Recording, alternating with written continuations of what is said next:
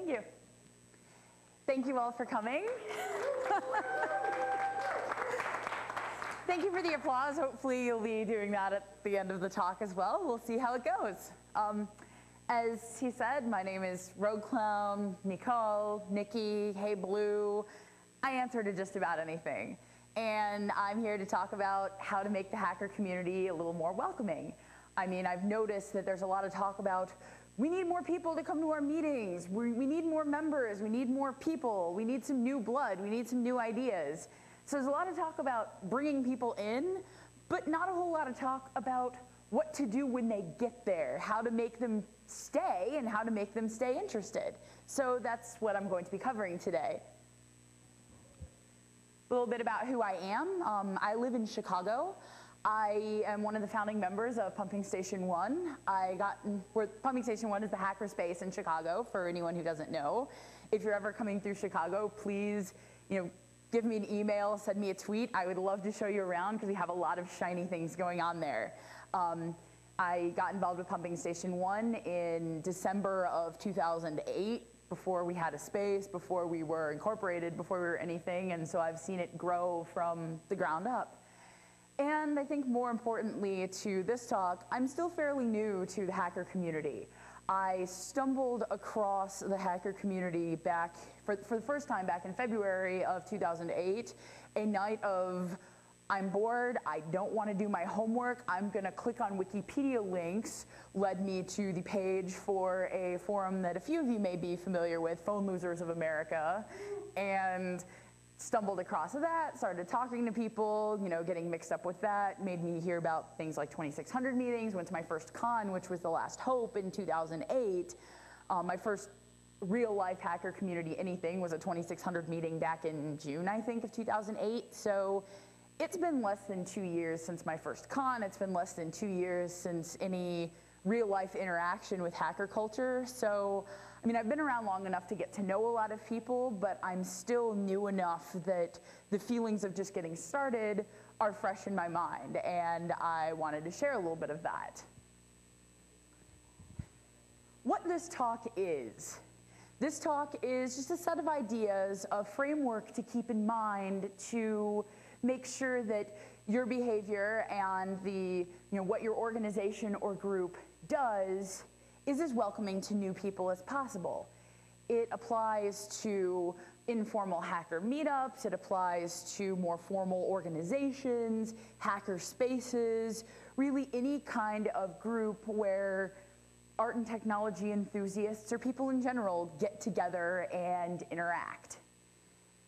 What it isn't, it's not a step-by-step framework for implementation of being more welcoming. I can't tell each of you, say these words, do this step, do this, then do that, and people are going to stay in your organization.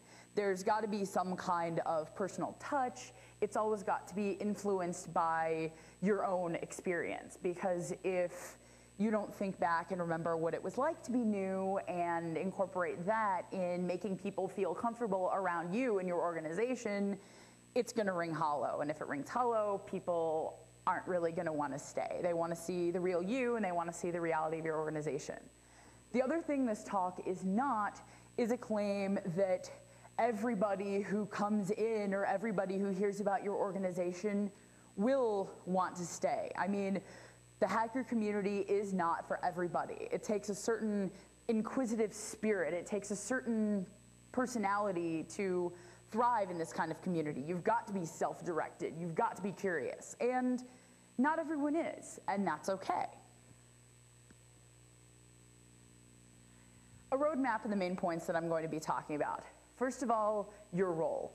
Because before we can talk about how to make other people feel welcome, you need to know what your role is in this. Whether you're new, whether you've been around for years and years and years, you're all here, so you all have some kind of role in making new hackers feel welcome.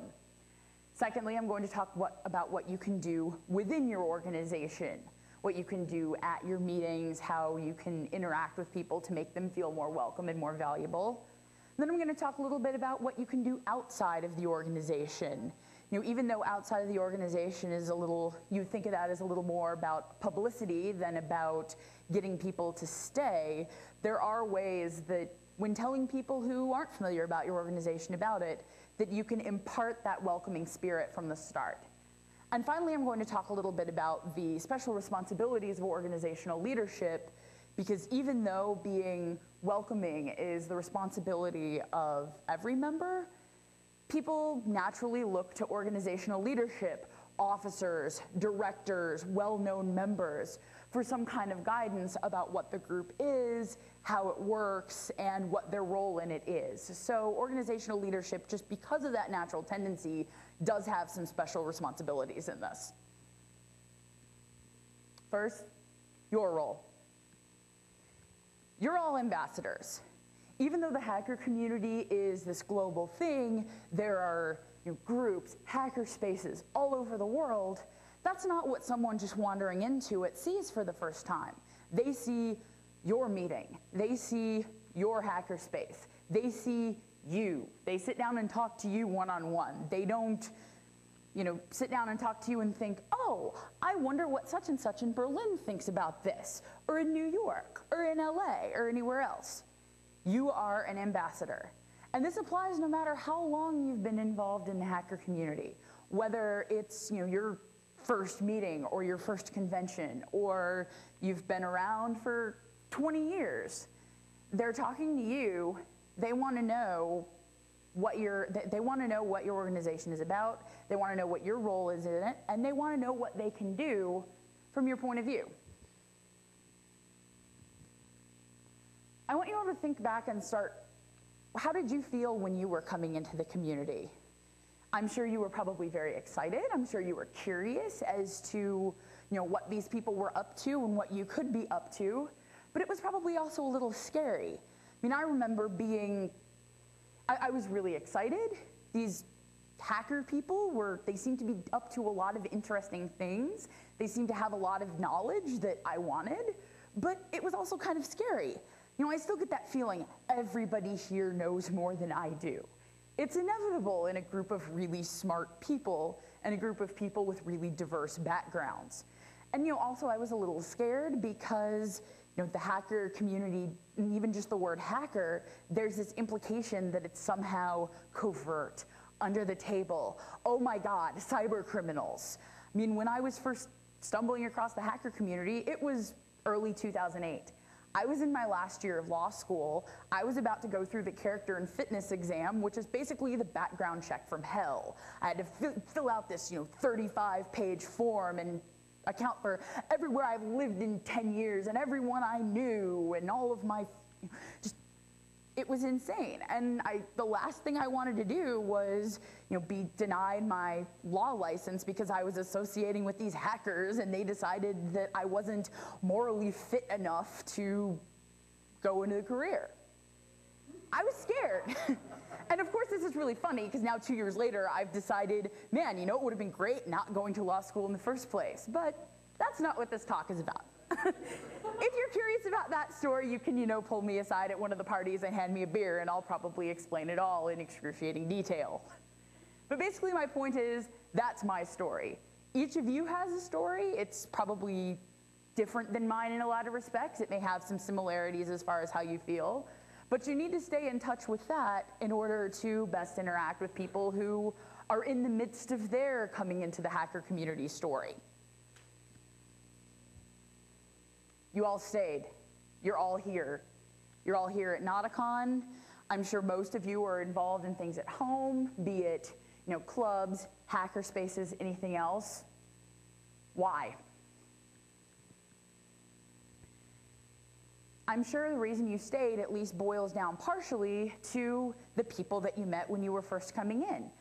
If they were all jerks to you, if they were all, we're a lot more elite than you are and we're not going to share our information, and they closed you off, you're just starting out. You're probably not going to move somewhere else and hope, hey, maybe the hackers are nicer in this other city. You would have probably found some other outlet for your ideas and your creativity. And somebody made you feel welcome, and somebody made you feel valuable enough to stay and believe that you had something to contribute. basically to make people feel welcome. They need to feel comfortable. They need to feel like there is something they can take, something they can learn, something they can get out of it, but also that there is something that they can give, that they're not just leeching and freeloading off of all of that cool stuff that you know, that you and other people in the community can get something out of what they already bring in. What you can do from within the organization. Basically, there are 3 things that I think you need to make sure to do to give people the best chance of staying engaged. First, teach new people. Second, learn from new people. And third, encourage others to engage new people. Teaching new people is probably the first thing that came to most of your minds when, or the first thing that comes to most of your minds when new people come into your space. They're attracted to the hacker community to learn new skills. They hear about, cool art projects people are doing, or cool programs people are writing, or cool exploits that are being dug up. And they want a piece of the action. They want to learn to do some of that cool stuff that you're doing. Cultivate that. There are both formal and informal ways that you can do that. On a formal basis, teach classes on a broad range of topics and aimed at a broad range of skill levels. I mean, you're inevitably going to have beginners, intermediate, advanced on any skill that your group is interested in. I mean, this is generally a good policy even to reach and continue to engage people who've been around for a while, because even though I've been hanging around my hackerspace for a couple of years, there are certain things that I know how to do pretty well. I mean, I can make an Arduino pretty loud and obnoxious, but how to use the shopsmith, how to use the heavy tools, I have no clue. I haven't learned that yet. One of these days I may have a project where I need to build something, and I'm going to need a beginner level class on how to use that heavy machinery under the loft. But if you have classes on a broad range of topics and a broad range of skill levels, of course, within the umbrella of your organization, a smaller niche organization that's specifically about, programming Python or specifically about fabrics work may have a less broad range than a hackerspace, but varied classes will keep people interested. Then more importantly, I think, even than the formal basis, because everyone thinks of, oh, let's teach a class. The informal basis, just one-on-one or small group conversation, social interaction. Offer to explain your interests in your projects. If someone new comes to the hackerspace on a Tuesday night and sees you hacking on an Arduino and asks you how it works or what you're doing, don't say, oh, I'm too busy. Take a few minutes, offer to explain it, and who knows, they might decide, oh, I want to get one of these and try it for myself. And even if they decide it's not their bag, they're not going to think they're too wrapped up in their projects to talk to me. They're going to think, these people will share their knowledge. Maybe if this isn't my thing, I'm going to go talk to somebody else and try and figure out something else in the space that is my thing. It's just, being friendly goes a long way to make people stay around. Secondly, which I think is even more important than teaching people, learning from new people. It's easy to think, oh, someone's new, they're coming in, they don't know this, that, or the other, we should teach them. But it takes a different level of thought to say, there's this new person coming in, they don't really know us yet or know that deeply what we're about, but they have their life, they have their experiences, they have their skills, and maybe there's something cool that I can learn from them. Implementing a culture of learning, again, can be done formally and informally. Formally, institute multiple formats for sharing knowledge and skills with people. Do classes, longer form, either series or hour-long classes, but also, there are some skills that can be explained in a shorter amount of time. Have, for example, a lightning talk night.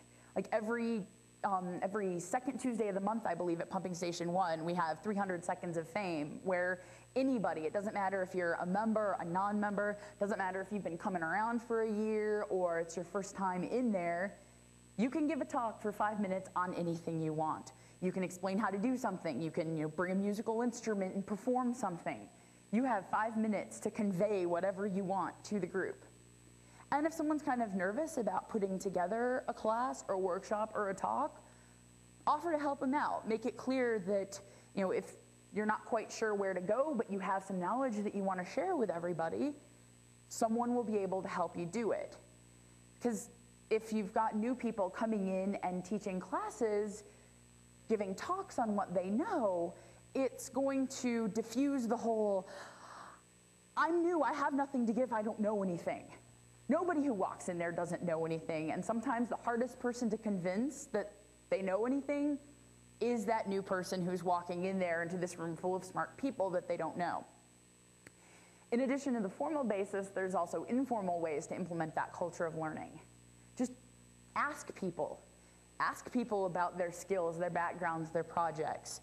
Whenever we have a meeting at Pumping Station 1, we have those twice a month, first and third Tuesday. One of the first things that happens before any business is dealt with is we ask, okay, who's never been here before? Who's never introduced himself at a meeting before? And they stand up and they can say what they're interested in learning, but we also always ask, what do they do? What kind of projects are they involved in already? What their background is, why they were attracted to it in the first place. And that gives the other people who are at the meeting an idea of, oh, maybe they know something about programming that I don't know. Maybe they know something about painting that I don't know. Maybe they have some kind of skill that would be useful in a project that I've already started.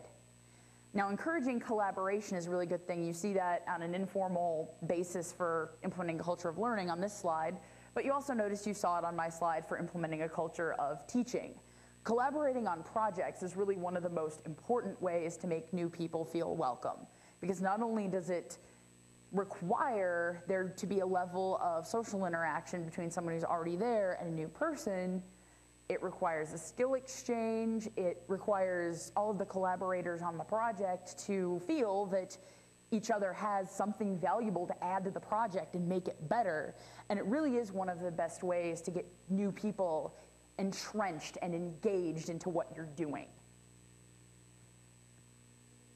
Finally, encourage others to engage new people.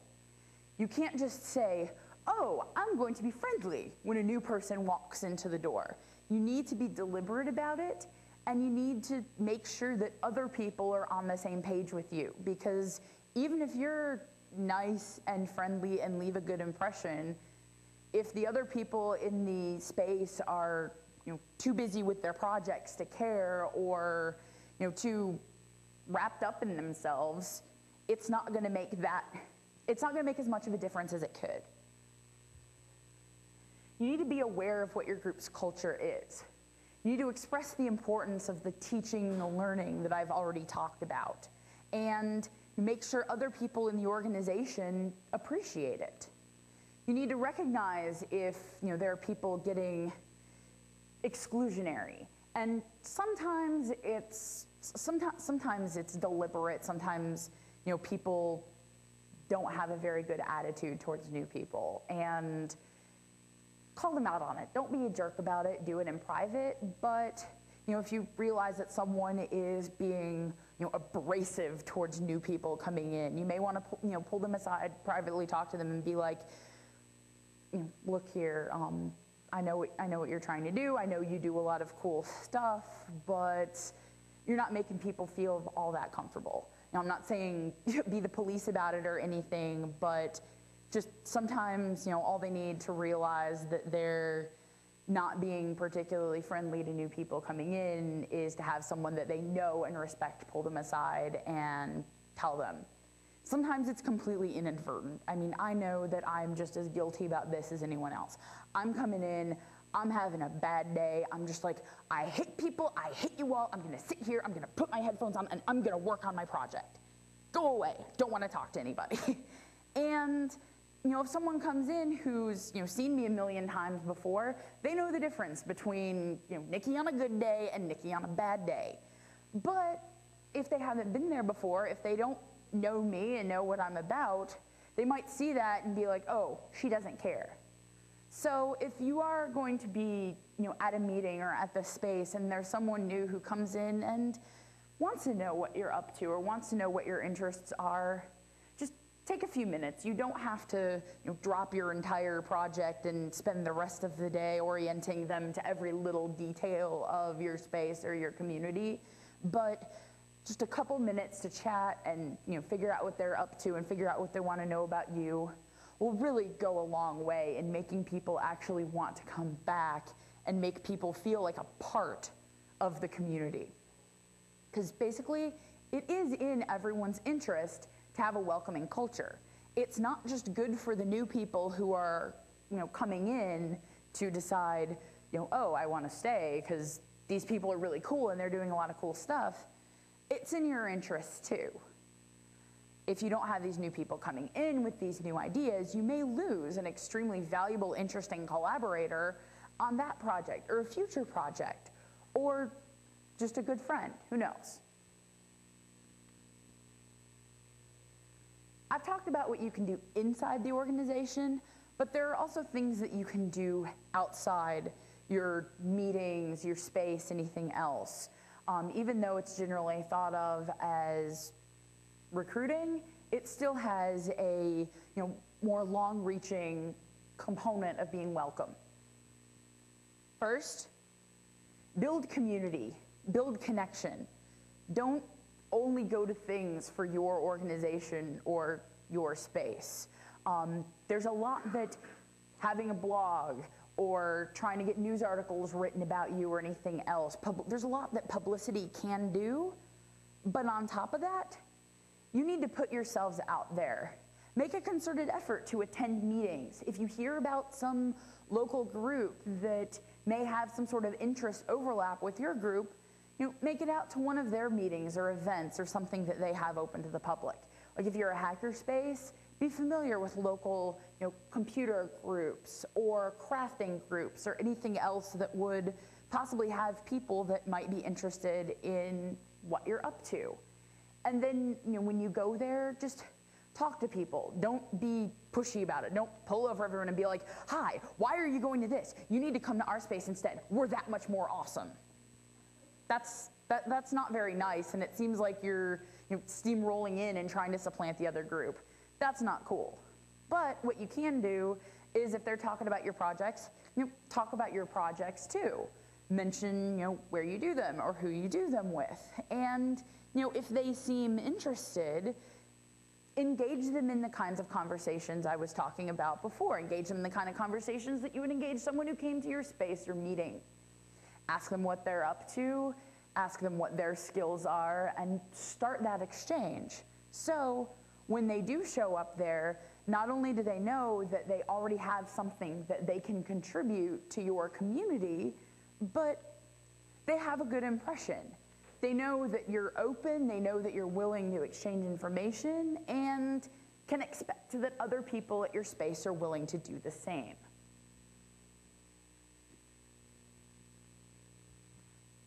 That's another thing. Don't get caught up in semantics. I mean, I know that there's a lot of, oh, do we identify as a hacker? Do we identify as a maker? What do we identify as? There's a lot of that talk internally when you're trying to start a group and put together its publicity spin. And sure, that's something that might be worth considering when you're starting a group, although, I mean, even then, focusing on the commonalities is usually a good thing, but that's especially important if you're talking to other people. If they seem kind of scary, it's like, oh, I don't like that word, hack. I'm gonna shy away from that. That's your place to be. That's your place to be open. That's your place to discuss. Hey, this is what I'm up to. We're not these, scary hackers that are gonna break into your computer like, mom told you they were. This is what we're about. Focus on your skills, focus on your projects, and focus on what you all have in common. Because people feel most welcome and most valuable when they have something to contribute and when they feel like there's some level in which you can interact in common. I will talk a little bit about public relations as well. Don't shy away from the media.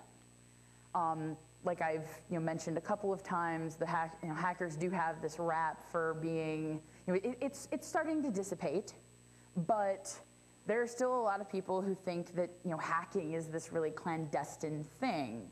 Try to get media exposure for your group. It'll make it seem less clandestine, make it seem more open.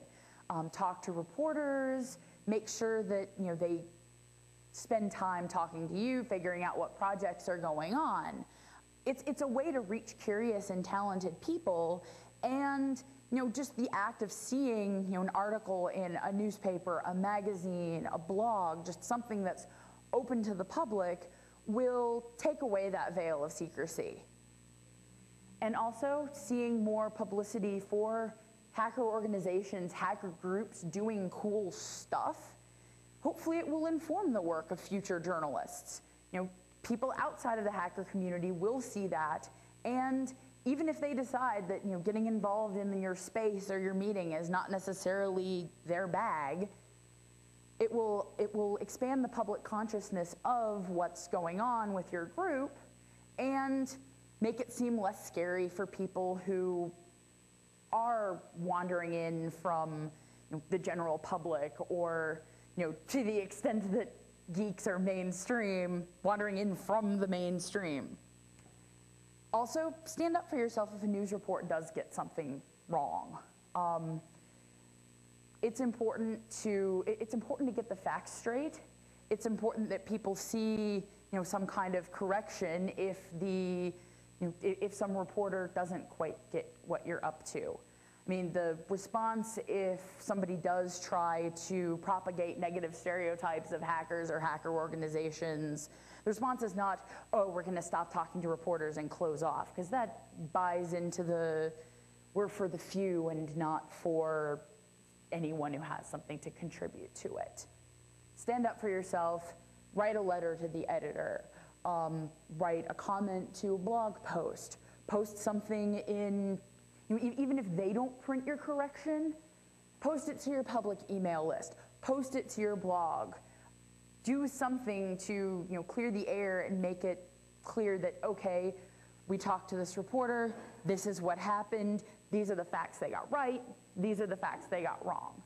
Even though that's not specifically applicable to talking to a new person coming in, it still will make people more likely to check you guys out and get a realistic idea of what you're up to if they did read the article, and if there's some kind of lie in there that makes them less likely to want to do it, clear the air and start that open dialogue.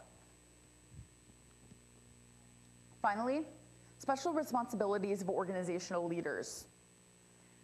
Like I said before, when I was doing my roadmap, even though organizational leaders do not have all of the responsibility to be welcoming to new people, anybody who ever interacts with new people has that responsibility. But that being said, people do look to organizational leaders to be just that, leaders. They expect the leaders of the organization to know what's going on and to reflect how that organization works. One of the ways that organizational leaders can make their organization as welcoming as possible is to just be transparent in decision making. There are certain things that are best dealt with by the entirety of the membership, but there are a lot of issues that are legitimately best dealt with by leadership. Filing paperwork, negotiating leases. I mean, it's an issue of too many cooks spoil the pot. And, we're just day-to-day pain in the butt stuff, honestly. The, nuts and bolts that need to get done, but not every member has to or not every member can do them, might be best dealt with by leadership. But that being said, the fact that not everybody can or should do something specific doesn't mean that not everybody can or should know about it. Openness debunks the myth of the hacker community as secretive. You can make your board of directors meeting open to everybody, members, non-members, directors, non-directors. Post the minutes of the meeting somewhere for everybody to see. In a lot of states, it's at least required for the minutes to be available to any member to look at. In some it's even public record. I think it's a good idea to make the minutes of not only your membership meetings, but your board of directors meetings open to anyone to read at any time. So then people can know what the board of directors are doing, know it's not some dark cabal that they'll never be able to be a part of or never be able to influence, and will know that the board of directors or officers, whoever's in charge, are acting in the best interest of the organization. It's important that whether it is a general membership decision or a board of directors decision, that people feel like they have a say. If they feel like they can influence where the organization is going, they'll be more likely to stick around with it because their input is valued. Even more than organizational transparency, even more important than anything you can do just organizationally, be personally accessible. That goes to that whole formal thing, informal thing. Not only do you need the structures to be welcoming, you need the day-to-day social interactions to be welcoming too. New people want to bond with the leaders of the organization. They want to get to know them, figure out what their, what the meaning of the organization is to them, why they're leaders, and how they lead. One thing that you can do is have a membership liaison. Make sure that there is a point person if somebody is curious about the organization, if they want to check it out, if they have a few questions that need to be answered. Have a point person. As important as that is, you need to be careful to not treat the membership liaison as the only leader to interact with new people. Sure, make them the point person for responding to initial emails at your info@group.org address, or make them the primary person to arrange visits or give tours, but make sure there are other people to pick up the slack if the membership liaison can't do it. And more importantly than that, make sure the membership liaison is not the only person that new people can come and talk to. Every leader in the organization has the responsibility to talk to new people, get to know them, and fill in the information on the organization. Another thing about personal accessibility is you need to make it clear that you value their opinions for the organization's direction or role. I mean, outside of meetings, if somebody has a question and wants to figure out why the organization is doing something some way or has some kind of suggestion as to how better to do something, listen. A lot of times new people come in and they pull, oh, I'm only an artist if it's, if they think it's a more tech-oriented organization, or I'm only a newbie, I've only been around for a couple of weeks, so my idea isn't as valid. That's not true. Leaders need... No, it's not. You haven't made the case at all for your entire membership. Why do we want to be open? Why do we want to welcome all these new people? You don't know shit. They do know shit. That's the thing. No. Why do we want to call someone who doesn't have a stack to stand up for themselves and push their way into the organization?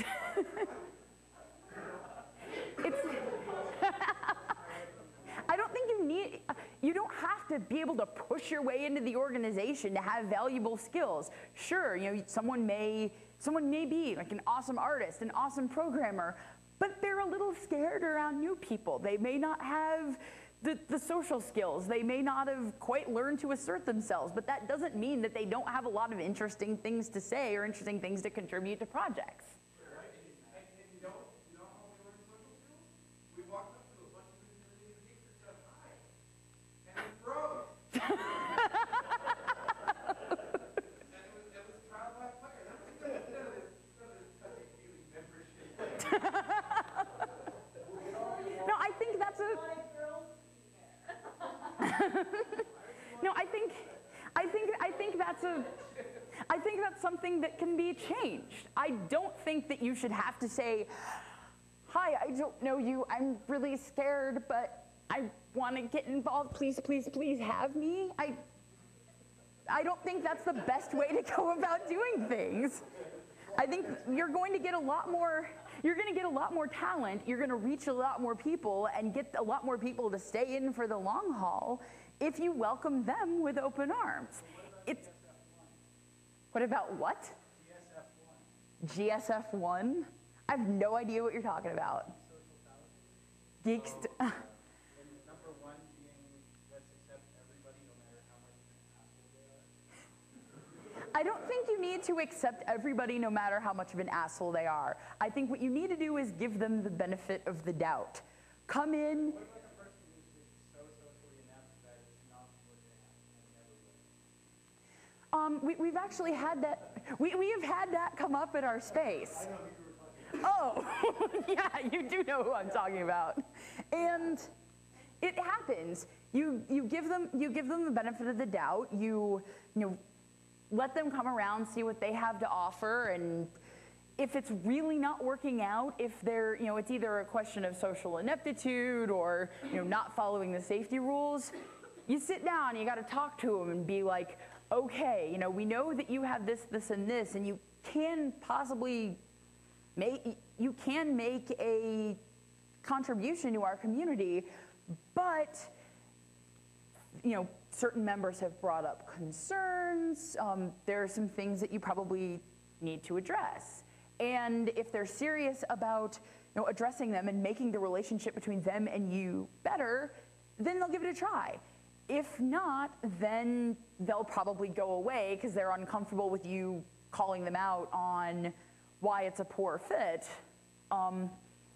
It's a very tough, awkward situation. Like I said before, I'm not trying to say that everybody should be part of the hacker community, or that we do need to welcome, or that we do need to stick with everybody. But everybody should get a fair shake to see if they're compatible with your group, with your organization, and make it feel like they have something to contribute, if in fact they do have something to contribute, which many people do and just kind of discount inside themselves. In conclusion, discussion of how to build your organization must go beyond recruiting. It's not a question of how many people can we get inside our doors. It's how many interesting people can we get to stay inside our doors. And remaining focused on the concerns and outlook of new people in mind will lead them to feel more valuable and comfortable in the organization from the first time they become acquainted with you. Just make people feel welcome when they show up. I mean, what happens later happens. But if you welcome them with open arms, if you make them feel like they can learn something from you, if they make them feel that you can learn something from them, and you encourage everybody there to do the same, you're really going to go a long way into finding these valuable, interesting, fascinating people that may walk through your doors, and collaborating and making a lot of really awesome stuff. Questions? Yes?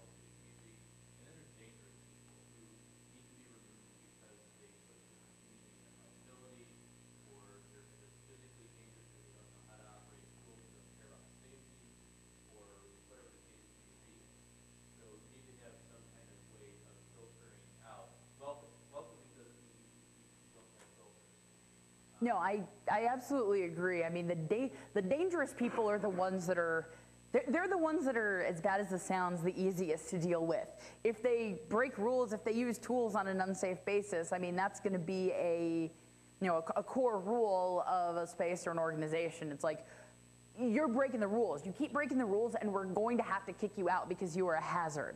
The ones who are probably the most difficult to deal with are the ones who are not doing anything unsafe, but are being, either won't contribute anything or are sucking a lot more energy out of people than they're putting into it. And I don't have the answer for how to deal with that.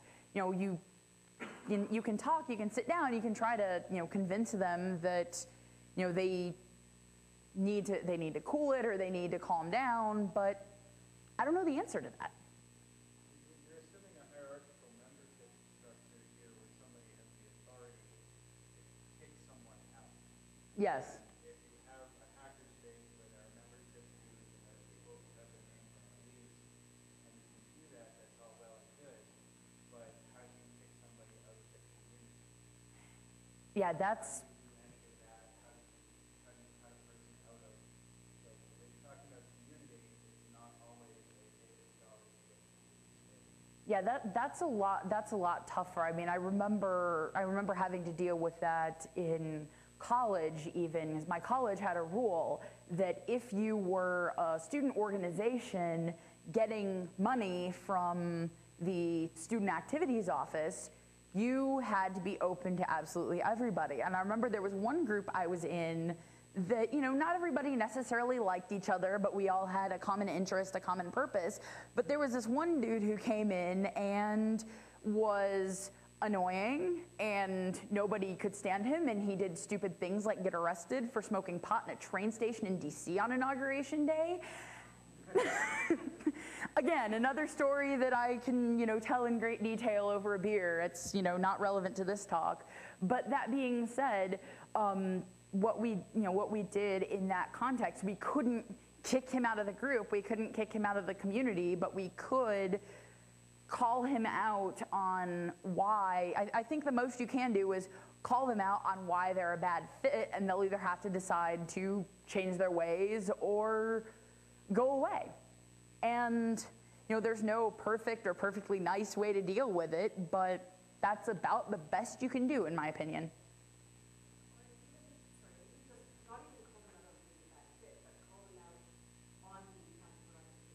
Well, yeah, that's what I mean. I don't say, yeah, that's what I meant to say. Thank you for clarifying. Don't say, oh, you're a bad fit, but say, this is why. This is what you're doing to undermine what the group or the community is trying to do or trying to strive for, and either try to fix that counterproductive behavior, or maybe your talents would be better utilized elsewhere. Yes?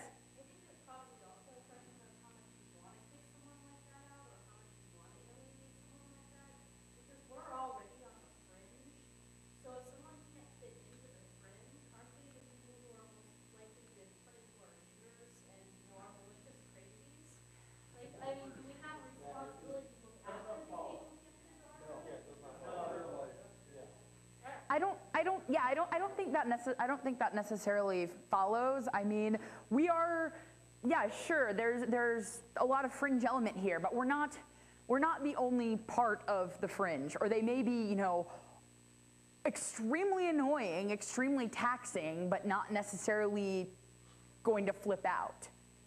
Yes?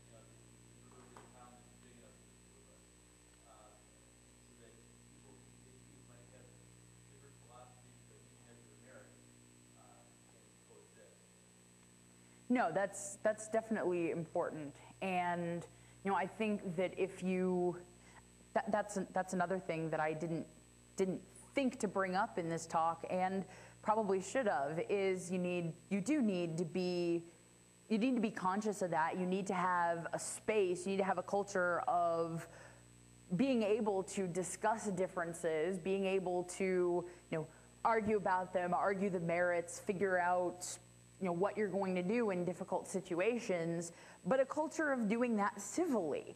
And if somebody is new and sees that people do have that space to disagree, it's something that, even though it sounds kind of counterintuitive because, it involves fighting, it involves disagreement, people will feel more welcome if they know that their opinion is valued and they can debate about it with people who are going to evaluate it intelligently. What about, the whole point being, transparency and sharing, what you, how you do, how you got to where you are, is that it makes it easy for the next group to, to come in. The first, the hack spaces as an example, the first set had it really tough, but the flow that followed them had it somewhat easier. And so, and that makes that whole, right forth sort of situation. If you have a guy or a contingent that just does not fit, there's nothing saying that you can't take people into your home. And, somebody's already laid out the roadmap for building a community. You can get the infrastructure for your community, for nothing or, and in a matter of minutes. I mean, if the risk goes bad, that what really is that bad, you just, take your crew and, do something else. And so, it starts off as a hacker space, and hackers do what they can get along with, like those systems do at, hacker space, and a maker hacker space, right? The rootkit guy. Mm-hmm. At the 2600, what's his name? Once or twice a year, you have the rootkit guy show up. Like, please show me how to use rootkit. It's like, well, we're all trying to kind of figure it out. So, let's all, learn, let's learn how to do it. And no, I want rootkit, like steal credit card numbers. And, you can't, and it'd be really easy to say, fuck out of here, man. But, so, when the rootkit guy shows up, and he's that determined to, bring his agenda into your group, if all the, all the infrastructure, all that stuff is, free for the taking, like, hey guys, really grow. Yeah, and it's, you raise a good point with there being people there and then deciding to split off hacker, maker, or down some kind of schism, start new organizations. I think that there's room enough under the umbrella of the larger hacker community for there to be all different sorts of groups, spaces, flavors of it. And what it goes back to is these people care enough to start an organization under some subset of the hacker culture, but none of them would be there to be starting those new organizations if somebody didn't make them want to stick with the community or some facet of it in the first place. I think your hand was up first back there. I want to know your opinion, sort of the devil's advocate side, but do you see merit in the, whether it's the artificial or natural barrier of the hacker community being a little bit offset, a little bit of, hey, CTFO, because like, when I first started learning about, not actual hacking, go to get root credit cards, but just code, I go into IT channels and it's a lot of CTFO. Do you see a merit to sticking it out, kind of like those kids that stand on the front porch of Fight Club that North came out and started swatting at them with a broom, put your 3 days in, deal with the pain, stand upright, and then you can come on in? Or do you feel that there's no merit to that these days? You can large enough now that it's all that if someone wants to learn just as well as them. I don't really see the merit in the we're going to beat you GTFO anymore. I mean, I think there's enough of a barrier to entry without that. There's enough of figuring it out and building one's skills, because I think there's a difference between getting involved in some kind of organization and becoming a person who is, I guess, one of the more respected members. I mean, you still have to prove your chops, and you still have to show that you can do something creative or you can do something cool in order to gain any kind of widespread respect in the community. I'm not saying that everyone is ever going to make it up to that level, but as far as the barriers to entry, as far as being able to start talking to people and learning when they honestly want to learn something, I don't think GTFO Noob is particularly constructive. It can be as simple as, okay, I don't have the time to explain that. That's a huge topic, but check out this website or check out this book. This was really helpful to me. I mean, it doesn't take in the time it takes to say, shut up noob, go away, you can say, yeah, that book with the python on the cover is awesome and you should totally read it. And it leaves two different tastes in their mouth.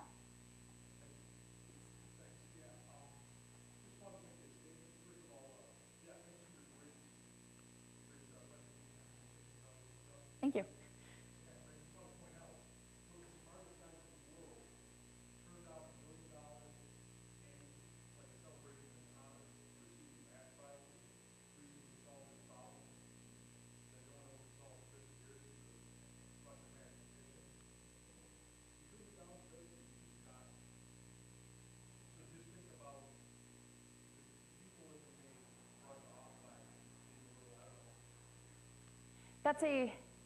Yeah, I mean, I think that's a lot of why I don't think the whole GTFO noob idea has any merit, because the people who are socially go-get-em enough to get past that are not going to be scared away if people are friendly, whereas if you're shy but you have a lot of skills, GTFO noob is gonna scare you away and not expose you and your cool skills to the community. You have nothing to lose and more to gain if you're friendly.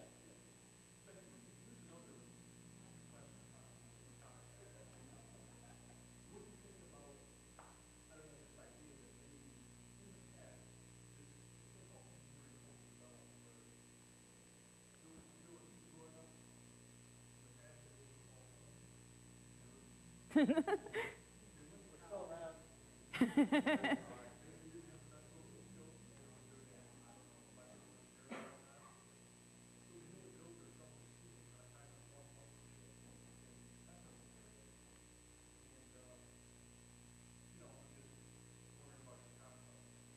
Yeah, there is that kind of culture there, and there's still, even nowadays, there's an element of, one-upmanship in technical skills, and there's some good to come out of trying to one-up each other's technical skills. I mean, there's an element of that pushes you to be better. But that being said, there's a difference between, some good-natured sniping back and forth, or I'm awesome because I can do this, that, and the other, and scorning somebody for coming in and not having those skills yet, because they come in because there's something that they want to learn. And sure, there is a room for that, but it shouldn't be completely pervasive. You shouldn't scorn somebody new coming in who honestly wants to pick up those skills, because who knows, give them 2 years or 3 years or 5 years and they're gonna come up with something cool. Maybe they're gonna end up being better than you, and people see that as a threat, people see that as a scary thing, and that's the kind of mindset that needs to change. Instead of seeing it as a threat or seeing it as a one-upmanship, more push each other to be better, push as many people to learn the skills as want to honestly learn them as possible, and everyone's going to get better.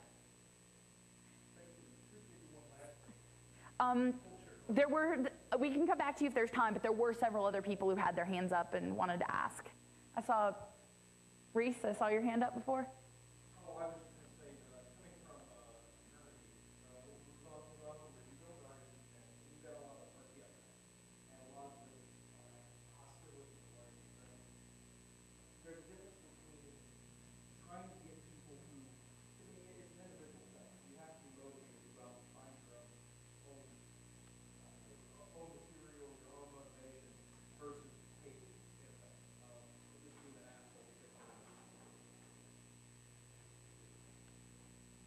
Did I see a hand up over?